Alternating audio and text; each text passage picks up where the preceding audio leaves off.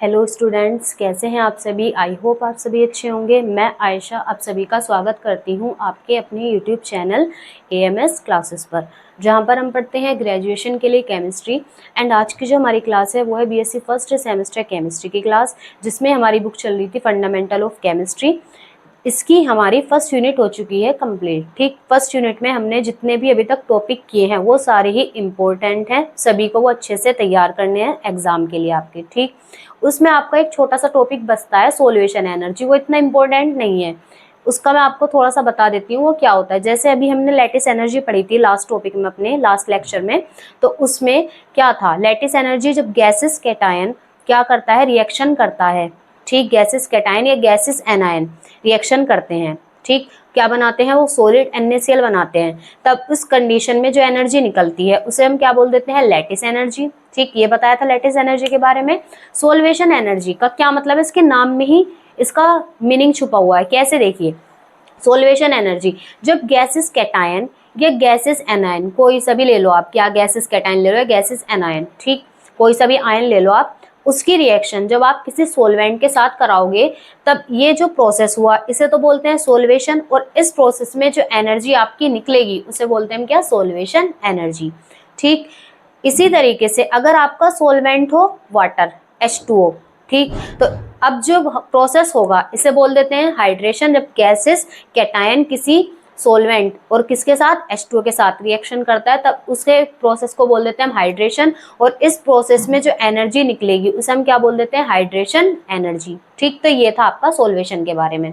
तो इसके कोई इंपॉर्टेंट ऐसे क्वेश्चन नहीं है, इसके बारे में कोई क्वेश्चन आता नहीं है। ठीक, तो आज हमारी जो यूनिट चलेगी वो है हमारी second unit, simple bonding theories of molecules.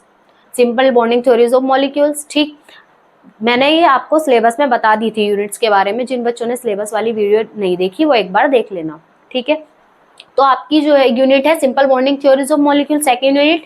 इसका आपका टॉपिक फर्स्ट है शेप्स ऑफ ऑर्बिटल्स। ठीक, इसमें हम ऑर्बिटल्स की शेप के बारे में पढ़ेंगे। तो आपके टोटल 4 ऑर्बिटल होते हैं, S, P, D और F।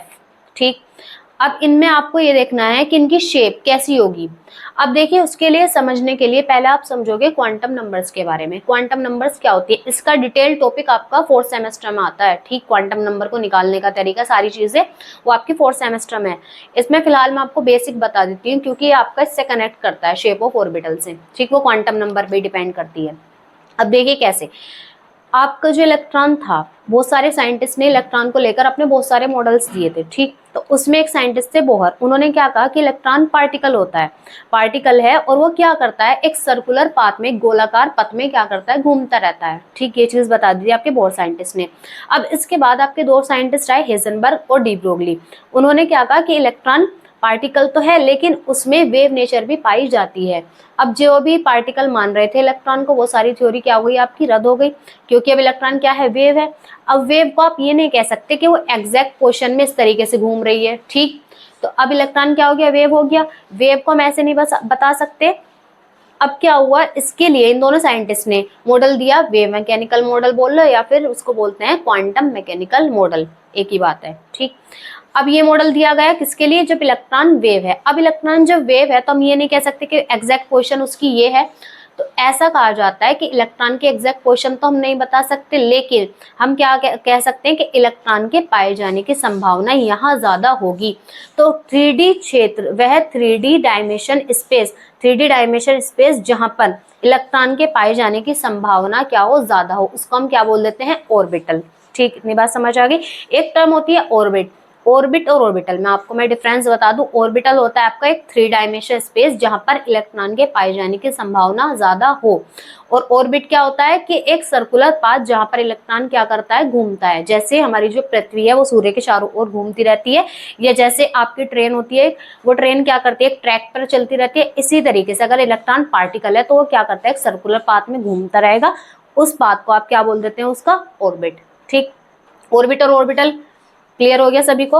अब देखिए, ये जो क्वांटम नंबर्स थी, अब इलेक्ट्रॉन वेव है, तो इलेक्ट्रॉन वेव है तो उसको हम यही तो कह रहे हैं कि उसके पाए जाने की संभावना कहाँ ज्यादा होगी, उस चीज को देखेंगे हम। तो उसी चीज को बताने के लिए आपकी ये 3 क्वांटम नंबर्स होती हैं। ठीक है, इलेक्ट्रॉन की पोजीशन को ही बताती हैं। इलेक्ट्रॉन आखिर है कहाँ, इस बारे में आपकी ये बताती है तीनों क्वांटम नंबर्स।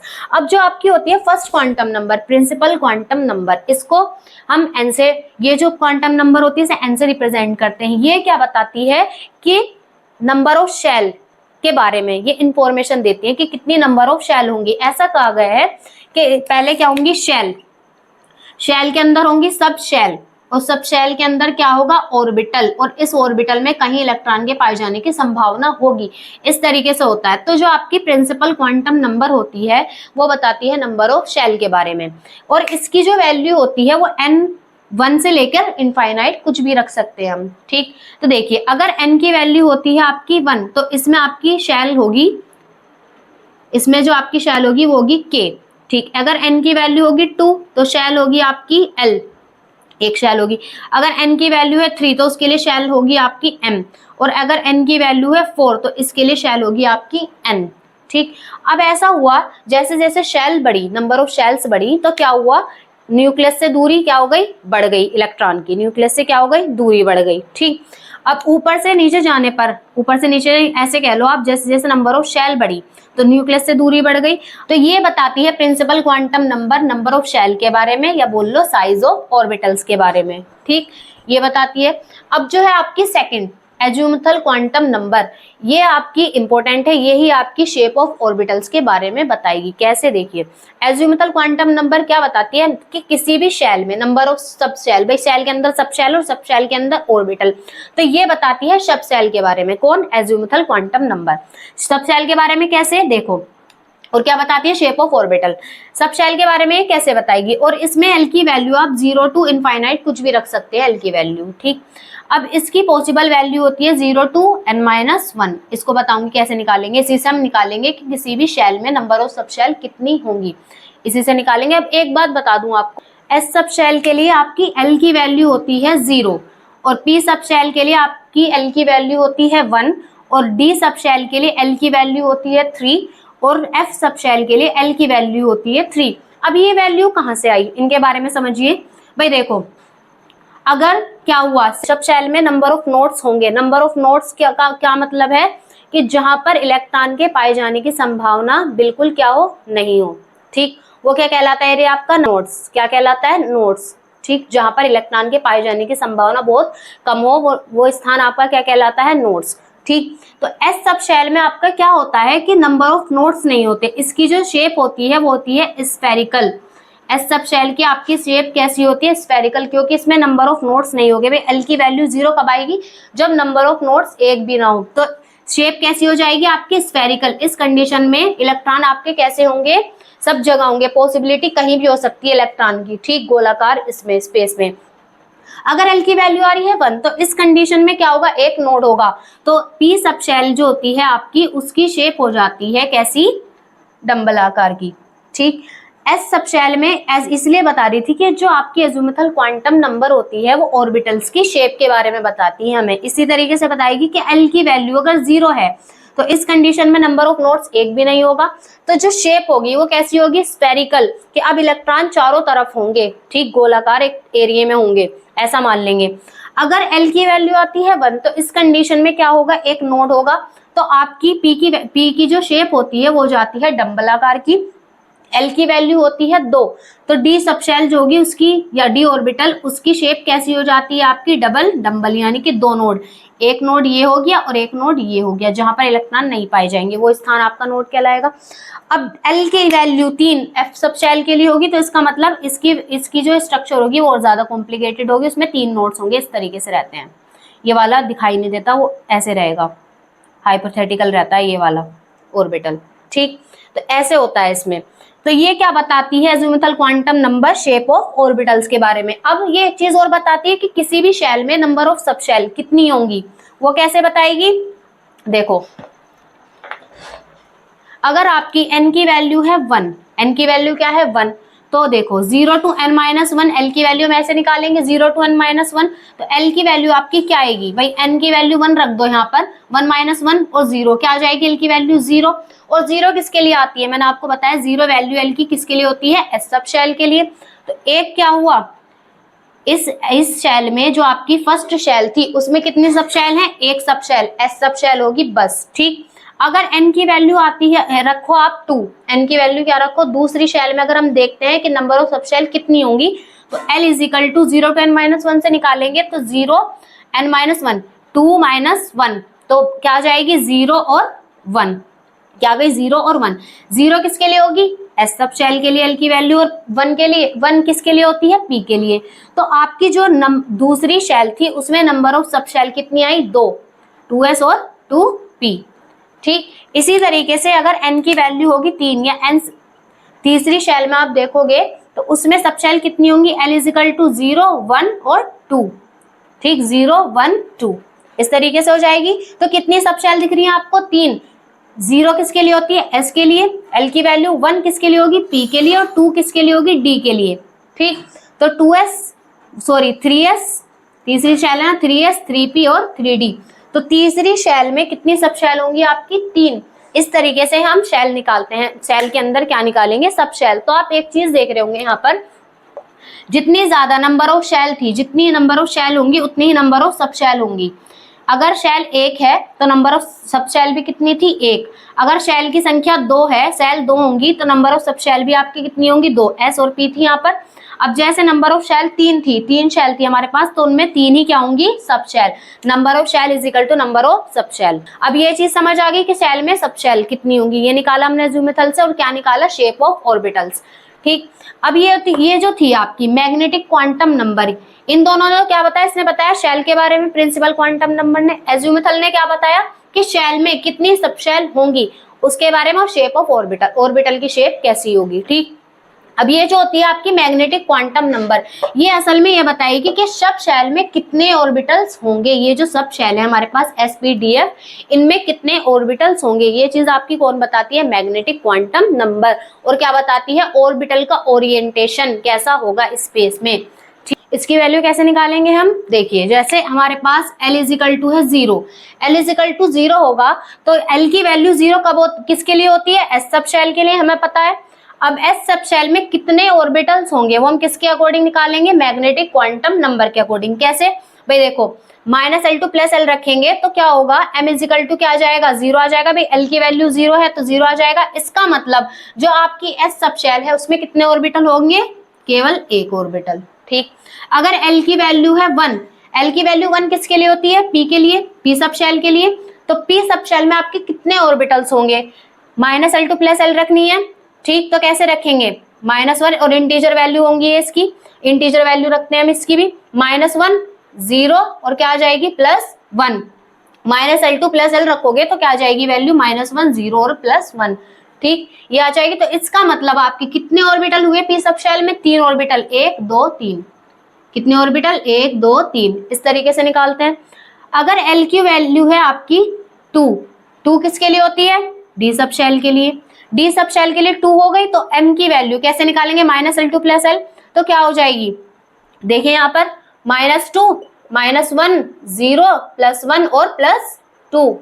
तो कितने ऑर्बिटल हो गए आपके यहाँ पर, 1 2 3 4 5। कितने ऑर्बिटल हुए, 5। तो d सब शेल में आपके होते हैं 5 ऑर्बिटल। ऐसे ही आप f की निकालोगे, l इज इक्वल टू 3 होती है f की वैल्यू, l की।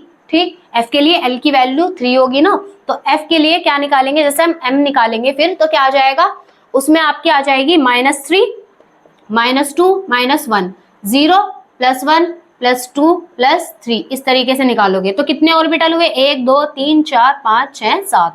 f में f सब शेल जो होती है उसमें आपके कितने ऑर्बिटल होंगे, 7, 1 2 3 4 5 6 और 7। इस तरीके से निकालते हैं हम नंबर ऑफ ऑर्बिटल्स। समझ आई ये बात। अब जो होती है आपकी स्पिन क्वांटम नंबर, ये बताती है कि इलेक्ट्रॉनों का जो स्पिन होगा वो कैसा होगा। ठीक, अब ये जो क्वांटम नंबर है इनको आप ऐसे समझो जैसे आप किसी बिल्डिंग में रहते हो, अब आपसे कोई मिलना है तो आप अपना एड्रेस को कैसे बताओगे, भाई बिल्डिंग है, बिल्डिंग में फ्लोर्स भी होते हैं, फ्लोर पहले तो आप क्या बताओगे उसको कि कौन सा फ्लोर है, ये वाला फ्लोर है ये बताओगे। फिर उसके बाद आप क्या बताओगे, उससे अपना रूम नंबर बताओगे, ये वाला रूम है। ठीक, रूम नंबर बताने के बाद अब आप उसे क्या बताओगे कि भाई रूम इस डायरेक्शन में है, या खिड़की, रूम की जो विंडो है वो इस डायरेक्शन में होंगी। ठीक, नॉर्थ साइड में, साउथ साइड में। ठीक, ऐसे बताओगे।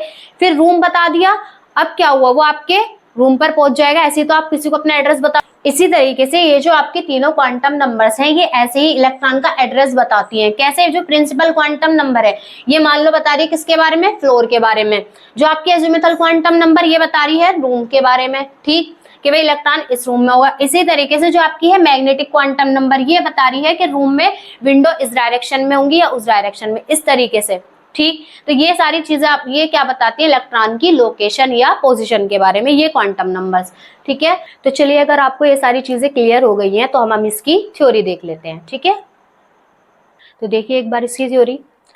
एटॉमिक ऑर्बिटल्स क्या होते हैं? कभी कभी ये टर्म पूछ ली जाती है इसलिए मैंने लिख दिया, ठीक है। Atomic orbitals, an atomic orbital is a 3D region. ये क्या होता है? 3D रीजन होता है अराउंड द न्यूक्लियस, न्यूक्लियस के चारों ओर, where the probability of finding an electron is maximum. जहां पर इलेक्ट्रॉन के पाए जाने की जो प्रोबेबिलिटी होती है, संभावना क्या होगी? मैक्सिमम। वो 3D रीजन क्या कहलाएगा? आपका एटॉमिक ऑर्बिटल, ठीक। अब आ जाते हैं ऑर्बिट। ऑर्बिट क्या है? The circular path in which the electron revolves. वो सर्कुलर पाथ या गोलाकार पथ जहां पर इलेक्ट्रॉन क्या होता है? घूमता रहता है, वो क्या कहलाता है? आपका orbit. The shape of the orbital is determined by azimuthal quantum number.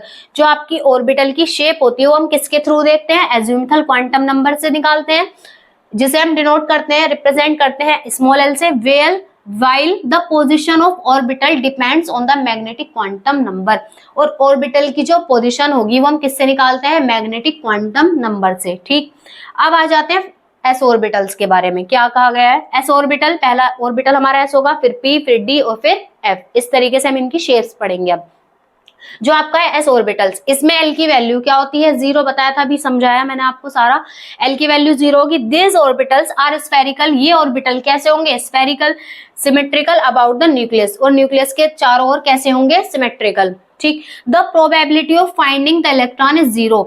Nucleus के तरफ जो क्या होगा? इलेक्ट्रॉन के पाए जाने की संभावना क्या होती है? 0 होती है। प्रोबेबिलिटी यानी कि संभावना, न्यूक्लियस के पास इलेक्ट्रॉन पाए जाने की संभावना कम होगी near the nucleus, and keep on increasing as the distance. लेकिन जैसे जैसे डिस्टेंस बढ़ेगा न्यूक्लियस से तो क्या होगा? इलेक्ट्रॉन की पाए जाने की प्रोबेबिलिटी क्या हो जाएगी? इंक्रीज हो जाएगी। लेकिन जैसे ही ज्यादा डिस्टेंस बढ़ेगा वैसे ही क्या हो जाएगी? प्रोबेबिलिटी एकदम क्या हो जाएगी? कम।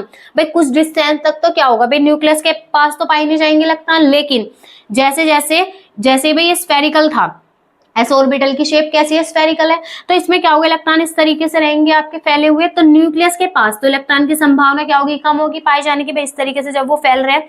लेकिन क्या होगा? जैसे जैसे डिस्टेंस बढ़ेगा हम आगे को चलते जाएंगे, इलेक्ट्रॉन के पाए जाने की संभावना ज्यादा होगी। लेकिन अगर हम ज्यादा डिस्टेंस पे पहुंच जाएंगे तो उस कंडीशन में इलेक्ट्रॉन के पाए जाने की संभावना क्या हो जाती है? कम।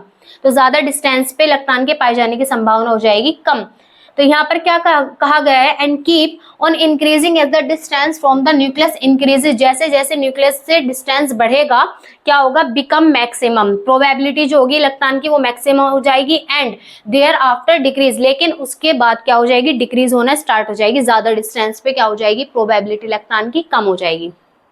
The size of orbital depends upon the value of principal quantum number. Orbital की जो साइज होती है वो किस पे डिपेंड करती है? आपकी प्रिंसिपल क्वांटम नंबर पर, जिसे हम डिनोट करते हैं स्मॉल एन से। Greater the value of n larger is the size of orbital. जितनी ज्यादा एन की वैल्यू होगी, एन की वैल्यू जितनी ज्यादा होगी, जैसे एन की वैल्यू 1 है तो उसका साइज थोड़ा छोटा होगा, एन की वैल्यू 2 होगी तो उसका साइज थोड़ा बड़ा। मैंने आपको बताया था न्यूक्लियस से क्या हो जाएगा? डिस्टेंस बढ़ता चला जाएगा और सेल का साइज इंक्रीज हो जाएगा। तो एन की वैल्यू अगर 1 है तो थोड़ा सा छोटा साइज, फिर 2 आई तो थोड़ा बड़ा हुआ, और 3 आई तो और ज्यादा बड़ा हुआ शेल का साइज, और 4 आई तो और ज्यादा न्यूक्लियस से दूरी बढ़ी, शेल का साइज बढ़ गया। तो एल लार्जर होगा is the size of orbital. तो ऑर्बिटल का भी क्या हो जाएगा? साइज बड़ा होगा जैसे जैसे एन की वैल्यू बढ़ेगी। Therefore 2s orbital is larger than 1s orbital. जैसे जो आपका 2s ऑर्बिटल होता है वो क्या होता है? लार्ज होता है किससे? 1s ऑर्बिटल से, ठीक। क्योंकि नंबर ऑफ शेल बढ़ रही है, देखो 2s है यहाँ पे 1s थी। नंबर ऑफ शेल बढ़ रही है, नंबर ऑफ शेल बढ़ी तो ऑर्बिटल का जो साइज है वो भी क्या हो जाएगा? इंक्रीज हो जाएगा, ठीक। ये इसका डायग्राम हो गया एस ऑर्बिटल का। तो एक बार आप ये थ्योरी नोट कर लीजिए, फिर इसके बाद हम पी, डी और एफ के बारे में पढ़ेंगे, ठीक है।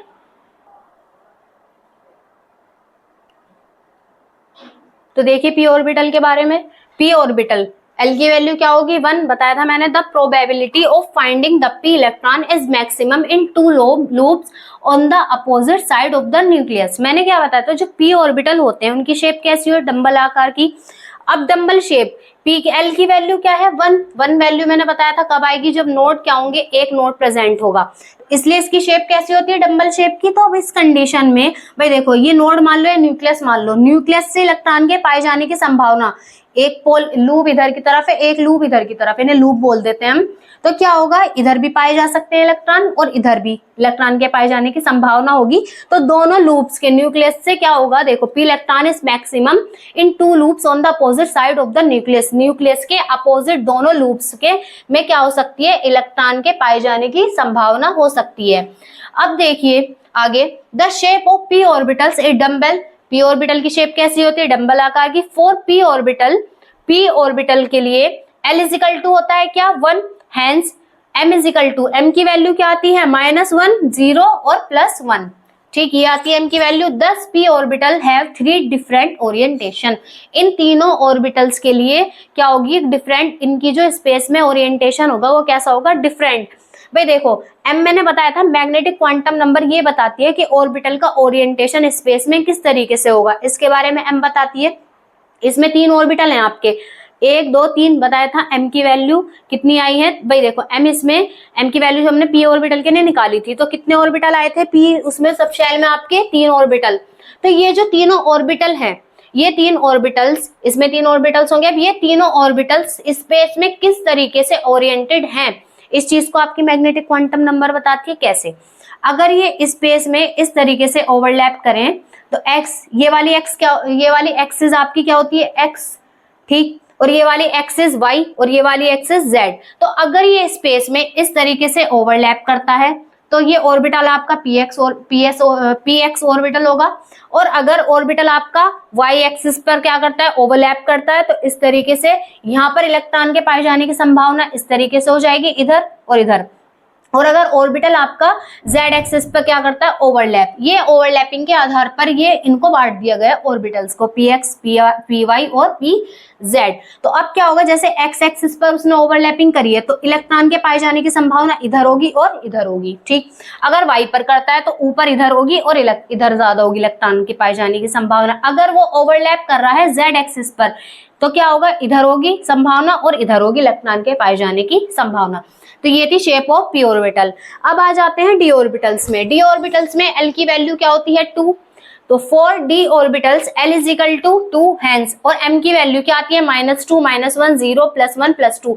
टोटल कितने ऑर्बिटल हो जाते हैं आपके यहाँ पर 5 डिफरेंट वैल्यूज ऑफ m की जो वैल्यू है वो कितनी है, 5 अलग अलग वैल्यू है m की। Date there are 5d orbitals, इसलिए ये जो आपके क्या होते हैं 5d ऑर्बिटल्स, इन ये कौन कौन से होंगे, dxy, dyz, dzx, dx2, dx2 -y2। इनके बस आपको नाम याद रखने हैं कि जो 5 ऑर्बिटल्स पाए जा रहे हैं आपके d सब शेल में, उनका क्या क्या नाम है, ये याद रखना है आपको। ये किस पे डिपेंड करते हैं, ओवरलैपिंग पर। मैंने आपको बता दिया, अगर स्पेस में वो इस तरीके से ओवरलैप कर रहे हैं तो उसके आधार पर ही हम इनको बांट दिया हमने, ठीक है।